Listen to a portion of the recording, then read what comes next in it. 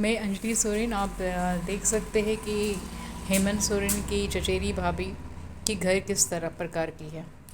लालू सोरेन की खुद की बहू, अपनी बहू, बड़ी बहू का घर किस हाल में है। मैं किस हाल में रहती हूँ, अपने किस हाल में अपने बच्चे को रखती हूँ, आपको मैं अभी दिखाती। ये हमारे ससुर लालू सोरेन। ये है हमारा घर जो पूरा डैमेज पड़ा हुआ है, खिड़की भी नहीं है इसमें। आपको ऐसे ही पूरा खुला है, ठंडा हवा साई साई मारता है। और इस तरह से कपड़े रखने की भी जगह नहीं है हमारे पास। ये है बाथरूम जो काफ़ी दिन से जाम है।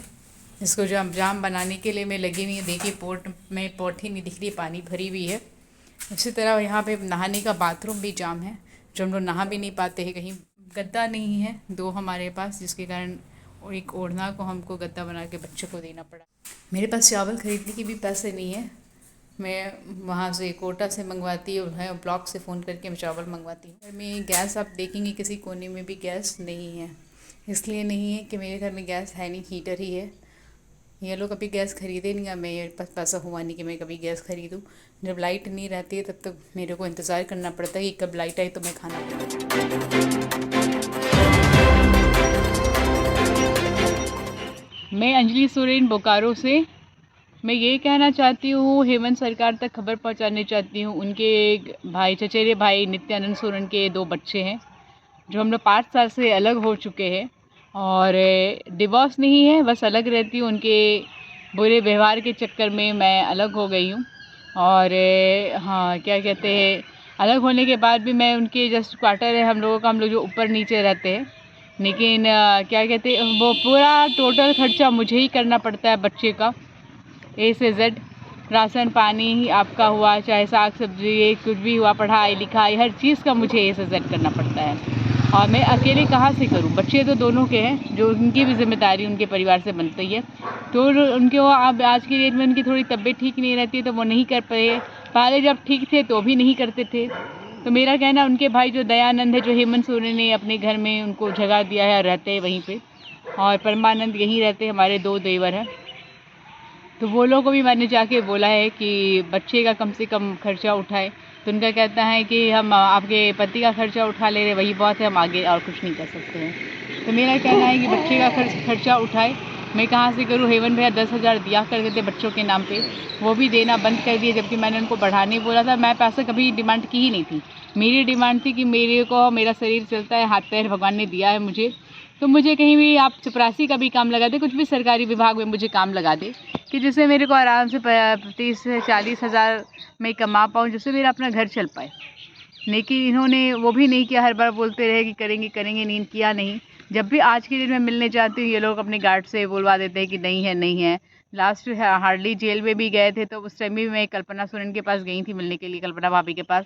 तो उन्होंने भी यही बोला कि नहीं है, हम नहीं है बोल दो जाकर, जबकि वो वहाँ पर अंदर ही में थी। उसके बाद मैं अभी परसों ही गई थी रांची विधानसभा में। तो वहाँ पर भी उनको जैसे ये सूचना मिली कि मैं आई हुई हूँ, तो अपने 4 लेडीज़ गार्ड को भेज के मुझे बाहर निकलवा दिए।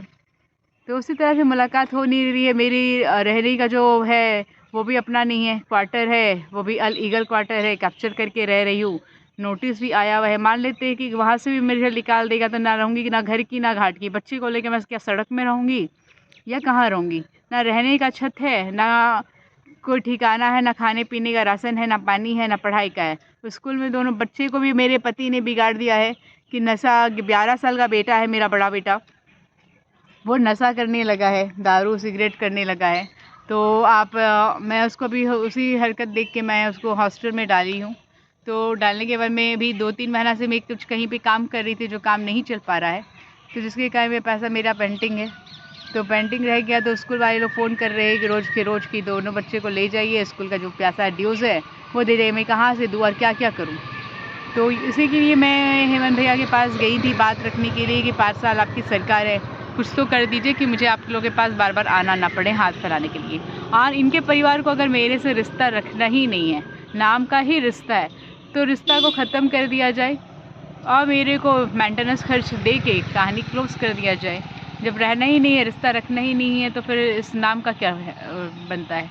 कुछ तो बनता नहीं है। पर सिंपल से यही कहना है मेरा। और घर भी नहीं है मेरे पास रहने को, नौकरी भी नहीं है, बच्चे लोग भी बड़े होते जा रहे हैं, बच्चे छोटे तो नहीं होते जा रहे। आज क्लास 2 में है, क्लास 5 में बच्चे आगे भी बढ़ेंगे। अभी मेरा बच्चा लोग कि बड़ा बेटा अभी क्लास 7 का स्टूडेंट रहता, 7 से 8 में रहता, लेकिन आज सोरेन ख़ानदान के परिवार के चक्कर में मेरे बच्चे आज क्लास 5 में ही हैं।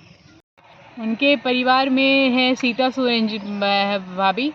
उनके परिवार में जब भी मेरे को थोड़ा बहुत मदद की ज़रूरत पड़ी, अचानक बहुत ज़्यादा अर्जेंट हुआ, तो वो हमेशा मेरी मदद की हैं, चाह के ना चाह के भी जिस प्रकार से मुझे मदद की है। आज अगर वो चाहते उनके परिवार तो अपनी ही भाभी, वो अपने जात की है, मैं तो चलो बेजात हूँ, तो लेकिन वो तो अपनी जात की, मेरी इंटरकास्ट मैरिज है, उनकी तो अपनी कास्ट की थी, अपने जात की थी। उन लोग को वो नहीं पूछे, तो मैं तो चचेरी हूँ, तो सोचिए मेरे साथ क्या किया। मेरा तो सर भी फोड़े हुए, रीढ़ की हड्डी भी तोड़े हुए, सब कुछ डैमेज करके आज मेरी ये हाल है कि वे इस खानदान में आके 30 केजी की 35 केजी की हो गई थी। आज जब से अलग रहने लगी हूँ तब से आज मैं 55 केजी की हो गई हूँ। मेरा सिंपल सी कहना यही है कि बस जब अपने घर के भाभी लोग को ये लोग अच्छे से नहीं रखा, तो हम तो चचेरी है, अदर कास्ट है, तो ये लोग तो मुझे मार के पीट के कुछ के बिना खाना दिए, खाना तक नहीं देते थे, कपड़ा पहनने भी मैं मांग के कपड़ा पहनी हूँ। यहाँ तक मैं दूसरे के घर में काम भी की हूँ, खाना वाना पका के काम करके भी अपने बच्चे को पाली हूँ। आम तक ठेला में ले जाके आम भी फल वल भी बेच के मैंने अपने बच्चे को परवरिश किया है। लेकिन अब मेरी शक्ति नहीं है, मेरे शरीर में इतनी ताकत नहीं कि अब मैं कर पाऊँ। बाकी आप लोग करें।